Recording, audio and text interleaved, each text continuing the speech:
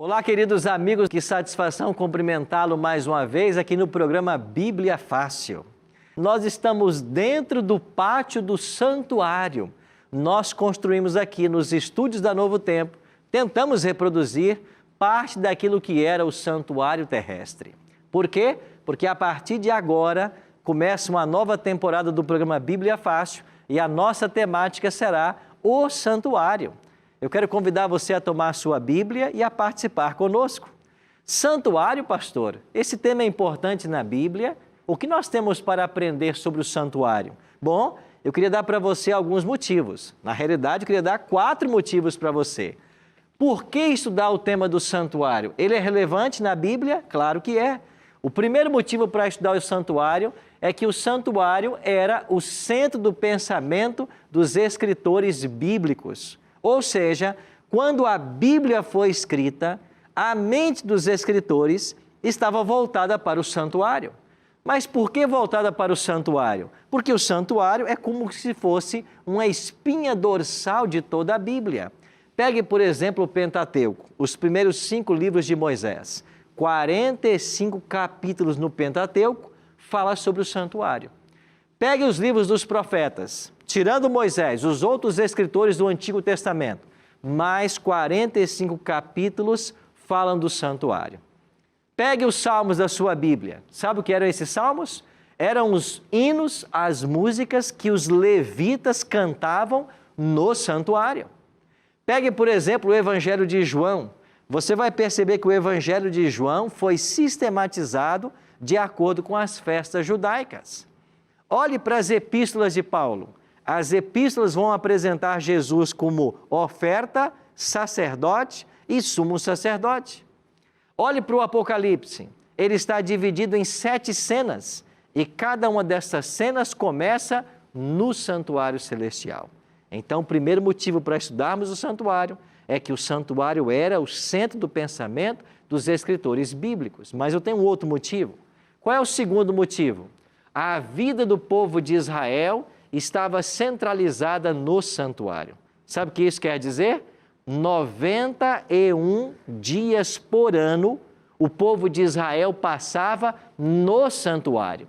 Entre os sábados semanais, os sábados cerimoniais, as festas religiosas, o povo de Israel passava 91 dias por ano no santuário. Então você acha que o santuário era importante para Israel? Sem dúvida, 91 dias por ano no santuário, mas há um terceiro motivo. Vou dar para você agora o terceiro motivo.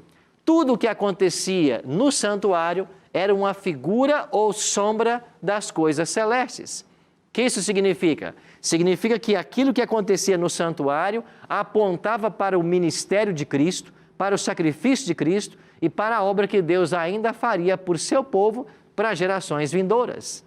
Então, nós chamamos o santuário de antítipo, porque ele vinha antes do tipo.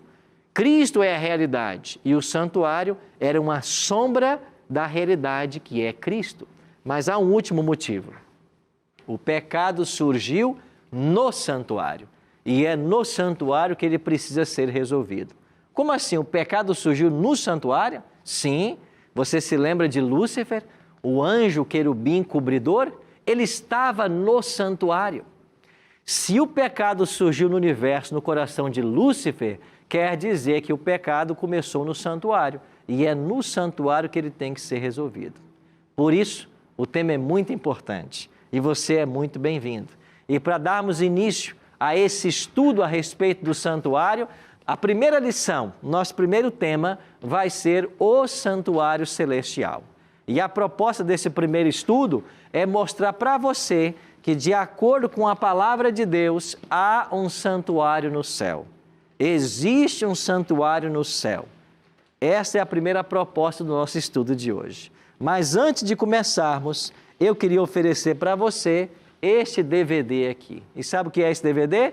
Nós fomos a Israel e num santuário como este, construído lá no deserto de Timna, nós gravamos todos os temas que você vai acompanhar a partir de hoje no Bíblia Fácil. E esse DVD é um presente da Novo Tempo para você. Você quer o DVD? Basta você ligar para nós, 0 Operadora 12 21 27 31 21. Se você preferir, mande um WhatsApp para nós e nós vamos enviar para a sua casa. O WhatsApp é 12 98100 1615. Ou então acesse o blog do programa, novotempo.com/Bíblia Fácil. Esses são os 3 canais que você tem para pedir esse DVD que nós gravamos em Israel com toda essa temática do santuário. Isso é um presente da Novo Tempo para você, tá bem? O primeiro tema que vamos estudar, o santuário celestial. Vamos ler alguns textos agora que vão nos mostrar na Bíblia que existe um santuário no céu. Agora, como você já sabe que é o nosso hábito aqui, a gente não abre esse livro, a Bíblia Sagrada, sem antes fazer uma oração. Eu queria convidar você de casa que está nos assistindo a fechar os olhos e orar comigo agora, pedindo a bênção de Deus para o estudo que vamos ter. Nosso Pai querido, estamos com a Tua palavra em nossas mãos, queremos abri-la mais uma vez para estudar a Tua vontade, para compreender mais a respeito desse tema tão importante que é o santuário. Por isso que o Teu Espírito nos dirige a partir de agora, em todos os momentos, e que a Tua vontade se cumpra em nossa vida, oramos em nome de Jesus. Amém. Pois bem, aqui já estamos todos com Bíblias nas mãos. Estudar o santuário é estudar as lições dadas na Bíblia sobre a redenção humana por meio do sacrifício e sacerdócio de Jesus Cristo. Então, o santuário apontava tanto para o sacrifício quanto para o sacerdócio. E nós vamos perceber a beleza desse tema. A Bíblia usa as expressões templo, santuário e tabernáculo de forma intercambiável, como sinônimas. Ora, está se falando do santuário construído por Moisés no deserto. O nosso cenário se pautou por esse santuário. Ora, se refere ao templo construído por Salomão, que substituiu a tenda móvel do deserto, ou ora está falando do próprio santuário celestial. Então, as expressões templo, santuário e tabernáculo na Bíblia, elas podem se referir a essas 3 coisas. E hoje vamos começar aprendendo sobre o santuário celestial. O primeiro texto que eu queria convidar você a abrir está aqui em Êxodo 25:8. Está com a sua Bíblia aí, não está? Vamos então para o segundo livro da Bíblia, Gênesis, depois Êxodo, no capítulo 25 e no versículo 8. Esse é um verso muito especial. Assim escreveu Moisés, Êxodo 25, versículo 8. E me farão um santuário para que eu possa, o quê? Morar ou habitar no meio deles. Agora vamos para o verso 40. Êxodo 25, 40, o último verso aí do capítulo. Vê, pois, que tudo faças segundo o quê? Modelo que te foi mostrado aonde? No monte. Então veja, o santuário terrestre foi construído de acordo com um modelo que foi mostrado a Moisés no Monte Sinai. Então, quando Moisés subiu ao Monte Sinai, Deus deu para ele uma visão do santuário celestial. E de acordo com a visão que ele teve, que serviu como modelo, ele fez um santuário aqui na terra. Então, nós podemos conhecer sobre o santuário celestial através do terrestre, porque o santuário terrestre foi construído segundo um modelo celestial. E você vai perceber que há uma relação estrutural e funcional entre os 2 santuários, o celeste e o terrestre. Então, esta ordem de Deus da construção de um santuário seguiu um modelo. E que modelo Moisés seguiu? O santuário celestial. Então, antes que o santuário terrestre fosse construído, a Bíblia já fala de um santuário no céu.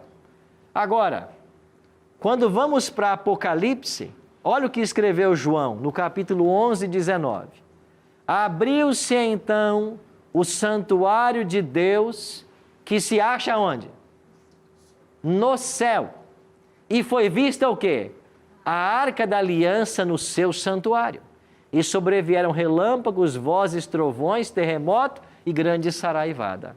Em visão, João foi levado até esse santuário, no céu.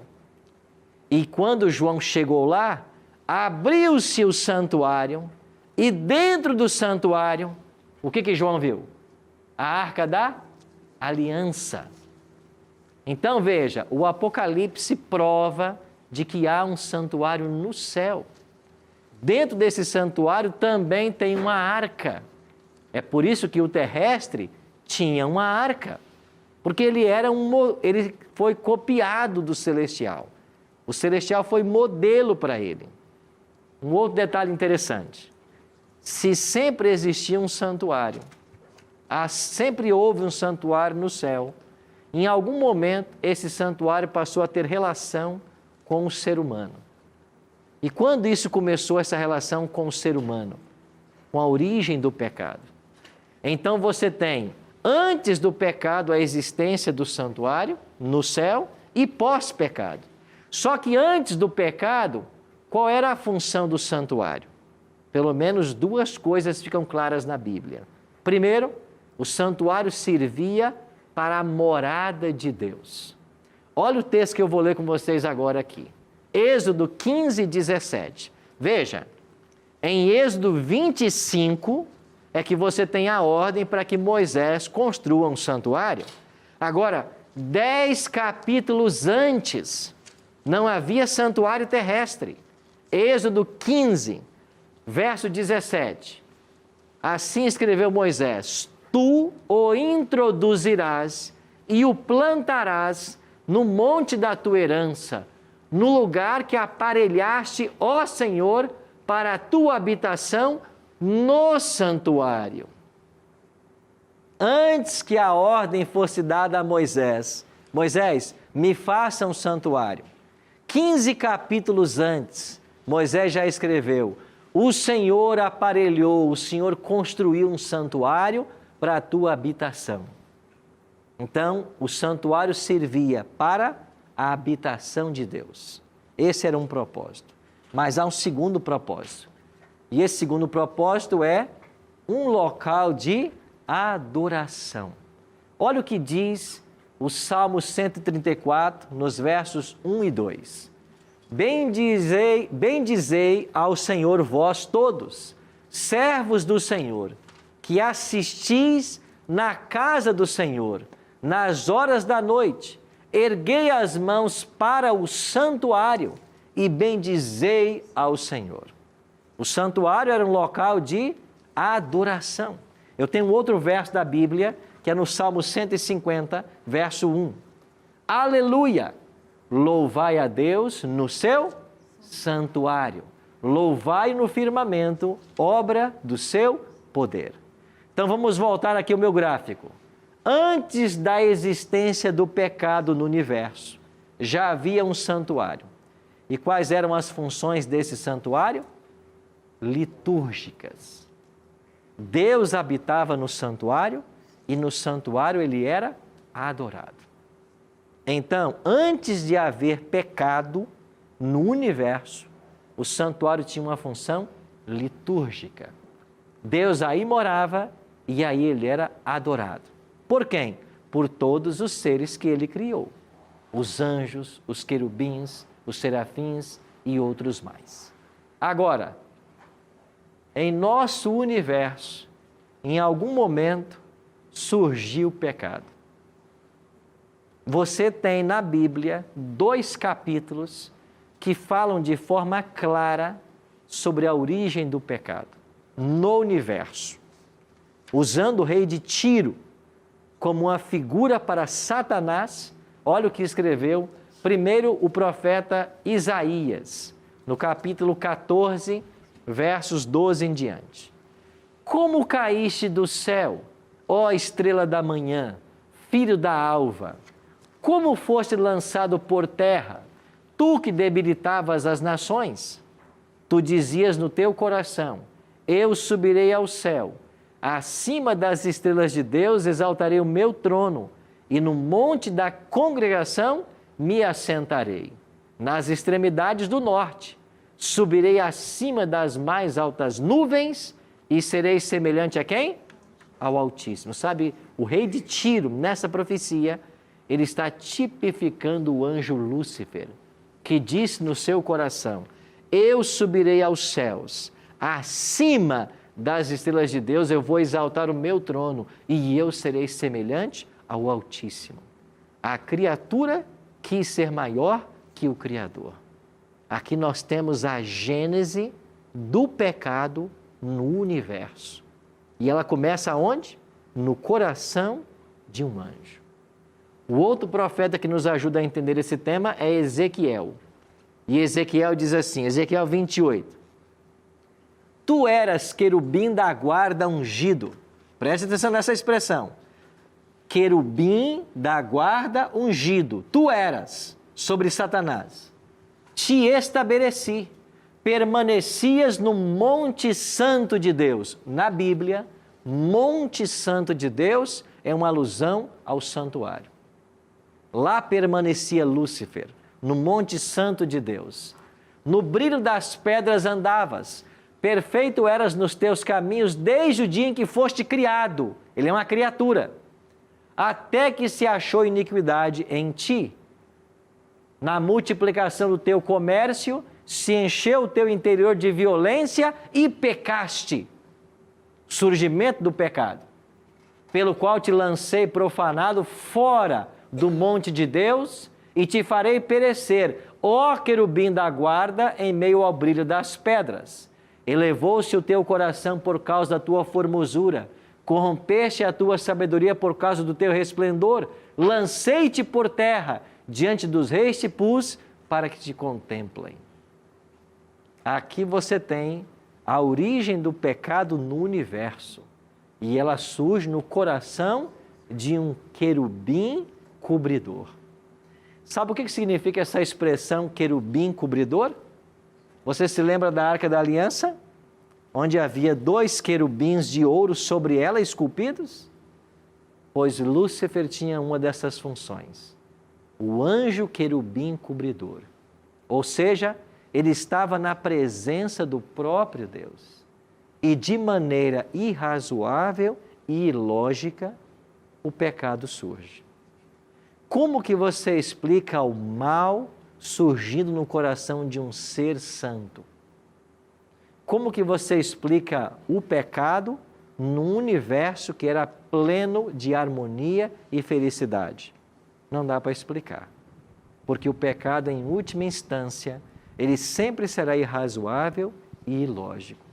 Mas foi aí, no santuário, que o pecado surgiu. Então, se o pecado surgiu no santuário, é no santuário que ele tem que ser resolvido. E é por isso que a gente está aqui. Amiga. Pastor, o versículo diz que Deus lancei-te por terra. Tá? Por terra tem a ver com o planeta Terra. Muito boa. E por que não outro planeta, já que é o universo? Ok. Por que planeta Terra? E a expressão por terra é terra.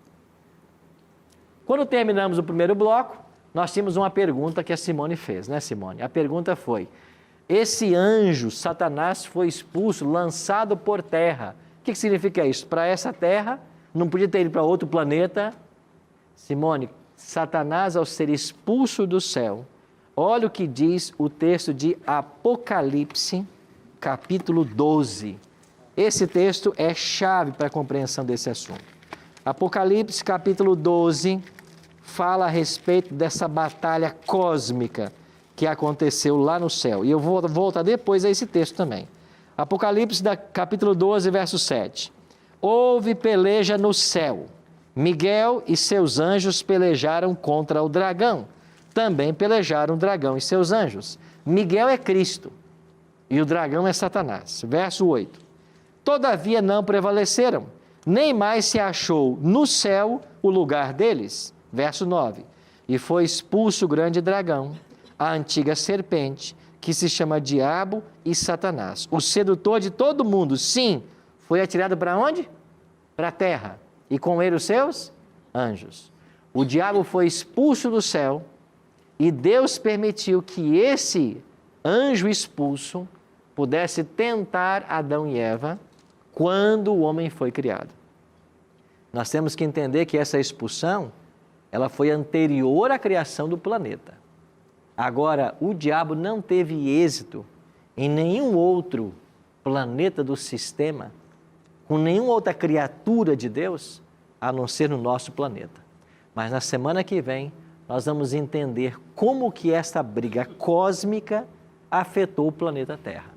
Aí nós vamos entender a origem do pecado na Terra. Hoje estamos vendo a origem do pecado no céu. E ele surgiu dentro do santuário celestial. Então nós podemos chegar à seguinte conclusão. Lúcifer estava no santuário, era um querubim cobridor. Lembra dessa expressão do profeta Ezequiel? Tu eras querubim cobridor. Ele estava na presença do próprio Deus. De forma irrazoável e lógica surgiu o pecado no seu coração. Ele foi expulso do céu e agora, após o pecado, o santuário celestial assume uma nova dimensão. Qual é a dimensão? Soteriológica. Se antes do pecado o santuário servia para funções litúrgicas, após o pecado, ele vai agora servir também para funções soteriológicas. A palavra soter quer dizer salvador. E soteriologia é o estudo da salvação. Ou seja, a partir do surgimento do pecado, o santuário torna-se o centro divino da operação de Deus, ou o centro da operação divina para a salvação do homem. E nós vamos entender melhor isso a partir de agora. Temos aqui outra pergunta. Pastor, é o seguinte, a gente sabe que Deus sabe de todas as coisas, né? Por que Ele permitiu que isso acontecesse? Jonalito, Deus permitiu porque Deus não criou robôs. Deus criou seres livres. Assim como eu e você somos, também são os anjos. Lembra desse texto que eu li de Apocalipse, que havia anjos do lado de Satanás, na batalha no céu? Porque os anjos são seres morais livres, assim como o ser humano. Eu posso escolher acreditar em Deus ou não, eu posso escolher servi-lo ou não. Isso acontece também na esfera celestial. Então, Deus não criou robôs e os anjos podiam escolher de que lado ficar. E 1/3, diz o Apocalipse 12, escolheu o lado de Satanás. Agora você perguntou outra coisa, né? O Deus sabia que isso iria acontecer? Sabia, porque ele possui o atributo da onisciência e se ele sabe todas as coisas, ele sabia que o pecado ia surgir. Agora, Deus não foi surpreendido pelo pecado. Ele já tinha um plano. E esse plano havia sido estabelecido, como vamos ver em Apocalipse 13, versículo 8, antes da fundação do mundo. Ok? Doutor Rui. Ainda neste tema, a atração pelo mal é herança humana dos seres divinos? Não. Nós não herdamos a maldade ou a natureza pecaminosa porque houve anjos que se rebelaram. Nós nascemos com tendência para o pecado porque o nosso representante, Adão, cometeu o pecado lá no início. Então, a partir do pecado de Adão, todo ser humano nasce com tendência para o pecado. Mas não há uma relação do pecado dos seres celestiais com a propensão humana pecaminosa. Isso se remonta ao Éden. E vamos ver isso com mais detalhes no nosso estudo, porque o santuário tornou-se agora um centro de quê? Salvação. E Deus estabelece então no santuário um sistema para salvar a humanidade. Sim, meu amigo Márcio. Pastor Arilton, veja bem, a gente vê que a partir do pecado, o Senhor toma a iniciativa da soterioridade, né? Veja bem, aí ele parte para a criação do homem e também já parte para um plano de salvação. Isso aí. É isso. Uhum. Então o santuário passa a ter essa função Uma nova atividade agora que é não o tinha maior antes. plano que Deus tem para a humanidade, Isso aí. que é a salvação. É isso. É isso aí. Então veja, agora o santuário é o centro onde Deus opera para a salvação. Por isso, uma nova função soteriológica. Agora, esse santuário não assume apenas a função de salvação. Essa função de salvação pode ser destrinchada em 3 aspectos. O santuário tornou-se um local de julgamento, uma fonte de auxílio e um centro da batalha cósmica. Vou dar para vocês 3 versos. Primeiro, Salmos 76, 8 e 9. Olha o que escreveu o salmista. Desde os céus fizeste ouvir o teu juízo, tremeu a terra e se aquietou, ao levantar-se Deus para julgar e salvar todos os humildes da terra. O santuário tornou-se um local de juízo. Por que local de juízo? Porque assim como a justiça hoje, para definir quem é inocente e quem é culpado, ela tem que levar o caso a juízo, Deus, para salvar esse e condenar aquele, também tem que efetuar um juízo. A quem Deus salvará? A quem Deus condenará? Tem que haver uma análise. Então há um juízo. O santuário tornou-se um local, e você entende muito bem, né, doutora Cristiane, esse tema do juízo? Então, para se determinar se a pessoa é culpada ou inocente, tem que haver um juízo. Tem que haver ali a testemunha, tem que haver ali as provas, os livros de registro. Isso tudo se passa na Bíblia. Todas as fases, todos os componentes. A Bíblia contém um processo judicial completo. Nós vamos ver isso com mais detalhes aqui no programa. Agora, o santuário tornou-se também um local de auxílio, onde as pessoas buscavam ajuda. Olha o que disse o Salmo 102, 19 e 20. Que o Senhor, do alto do seu santuário, desde o céu, baixou vistas à terra para ouvir o gemido dos cativos e libertar os condenados à morte. Ou seja, Deus do santuário, Ele atende ao aflito, ao necessitado. Ele olha para a terra. Doutora Cristiane? Eu queria voltar um pouco, eu não entendi bem. Sim, pois não. Quando o Satanás soprou no ouvido do querubim, que era o guardião, um dos guardiões, ele soprou em voz, em vento. Como ele soprou no coração desse anjo? Ele era o próprio querubim.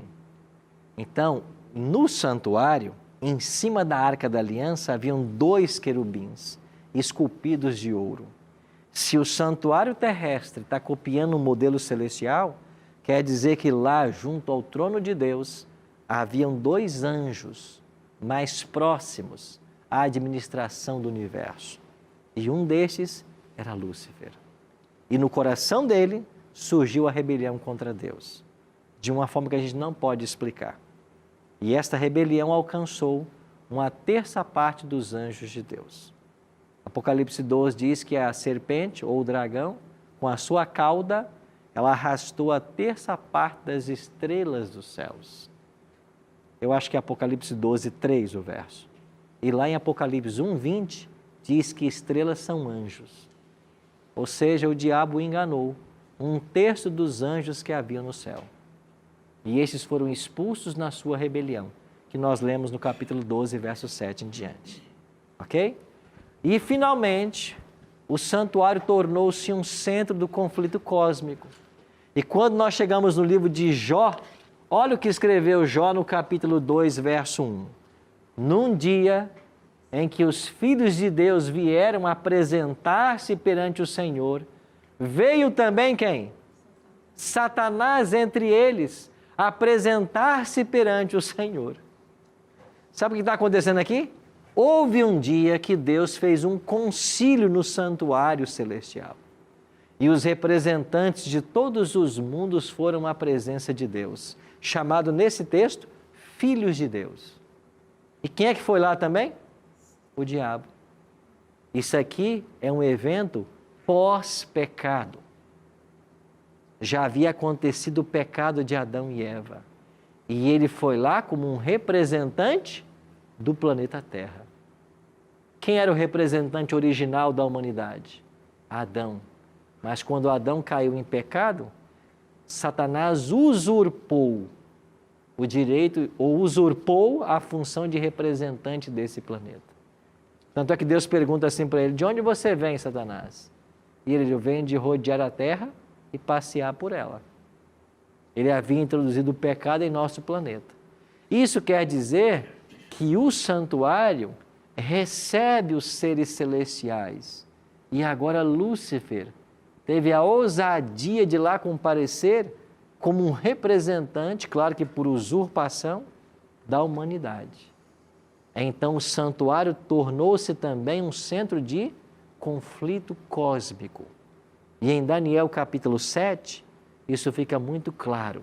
Esse conflito cósmico entre o bem e o mal. E onde Cristo, Deus e o Espírito começam a atuar para a resolução do problema no universo e no planeta Terra. Simone?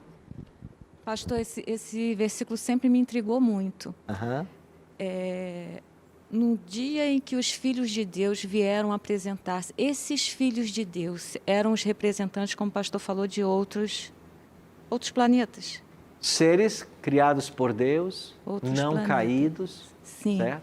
Então, por isso que Satanás não conseguiu entrar nesses outros planetas. Não planetas. teve sucesso nesses planetas onde esses seres habitam. Porque, veja... Existe um governo, então, nos outros planetas? Claro. O céu é feito de decência e ordem. Eu poderia dizer, pastor, falar de extraterrestres? Não no termo popular como conhecemos hoje. Mas se você quer dizer que existem seres celestiais habitando outros planetas, não a Terra, nesse sentido sim. São anjos? Ele está fora da Terra, criados por Deus. A Bíblia dá até a classificação deles. São anjos, querubins, serafins. Alguns possuem 2 asas, outros 4, outros 6. Apocalipse 4 fala de seres viventes, fala de 24 anciãos.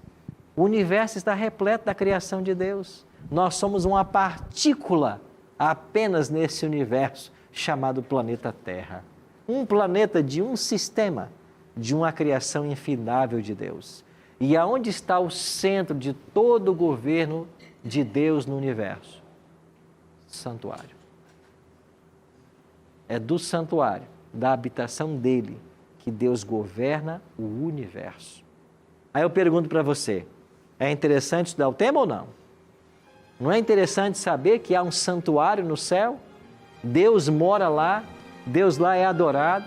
Agora o pecado surge nesse santuário e Deus tem que resolver o problema.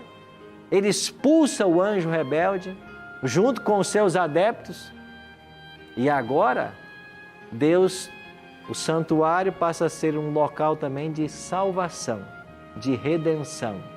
E para isso torna-se um local de juízo, um local de auxílio divino para o que sofre e um local onde centraliza-se a batalha cósmica entre o bem e o mal.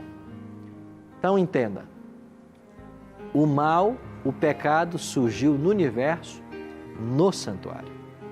Lúcifer manchou. Lúcifer trouxe impureza ao santuário celestial. O pecado surge no santuário e é lá que ele tem que ser resolvido.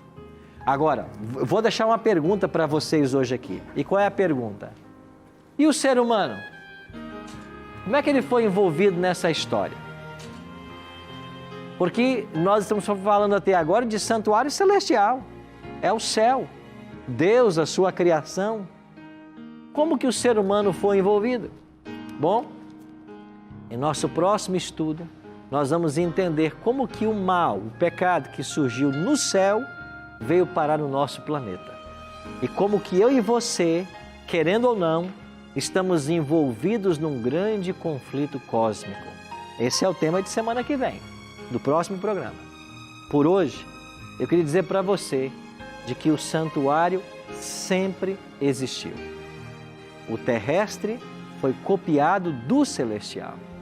A princípio, esse santuário celestial era o local da habitação de Deus e o local onde ele era adorado.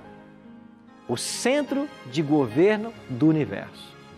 A partir do pecado, ele assume uma nova dimensão de salvação soteriológica, porque agora tem que ser feito um resgate por aqueles que pecaram. Enquanto avançamos com esse tema, você vai perceber que a Bíblia está toda ela recheada do tema do santuário. Por isso a importância de estudarmos esse assunto. Não deixe de se programar para acompanhar todos os programas do Bíblia Fácil a partir de agora, porque nós precisamos compreender mais esse tema. Por quê? Porque isso envolve a mim e a você. E assim como os seres celestiais, os anjos, foram dotados de livre-arbítrio e 1/3 deles escolheu ficar do lado de Satanás e já estão condenados à destruição, de acordo com a Bíblia, o ser humano hoje tem a opção de escolher que lado ficar. Eu e você podemos escolher, nesse conflito cósmico que nós somos envolvidos, de que lado nós vamos ficar. Por isso que o santuário é tão importante ser estudado. Aí eu pergunto para você, Deus vai pegar você e vai forçar você a fazer alguma coisa? Deus força seus filhos? Não. Deus não trabalha assim. Então Deus vai apresentando razões, apresentando argumentos. Deus vai contando a história de como tudo começou, por que nós estamos no mundo que estamos. Deus vai dando evidências para você e Ele deixa que você faça a escolha.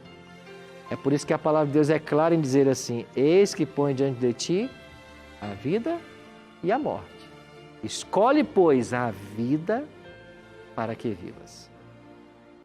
Que bom podemos começar esse tema do santuário entendendo que o centro do pensamento dos escritores da Bíblia é o santuário. O santuário é a habitação de Deus, o local onde Ele é adorado. E esse santuário celestial um dia foi contaminado pelo pecado. Mas Deus nunca foi pego de surpresa. E antes mesmo que Lúcifer cometesse o pecado, Deus já havia providenciado um plano para as suas criaturas. É por isso que o santuário é um tema tão apaixonante. E eu queria terminar o programa de hoje lendo um desejo do coração de Davi, expresso aqui no Salmo 27, versículo 4, quando Davi diz assim: uma coisa peço ao Senhor e a buscarei, que eu possa morar na casa do Senhor todos os dias da minha vida, para contemplar a beleza do Senhor e meditar no seu templo. Uma coisa Davi queria: morar na casa do Senhor, para meditar no seu templo, no seu santuário. Esse é o convite para você. Vamos meditar no templo? Vamos sonhar em morar nesse santuário? Vamos nos preparar para juntos com Davi um dia habitarmos nesse santuário? Se esse é o desejo do seu coração, eu queria orar por você agora. Pai querido, muito obrigado pelo conselho da Tua palavra, pelas claras orientações e por sabermos que há um santuário no céu, centro do governo divino em prol da salvação da humanidade. Nos ajuda a compreender cada vez mais esse tema e a fazer o devido preparo para um dia habitarmos neste santuário. É a nossa oração em nome de Jesus. Amém. Muito obrigado, querido, pela sua presença no programa de hoje. A gente se encontra para estudarmos o santuário terrestre. Eu te espero.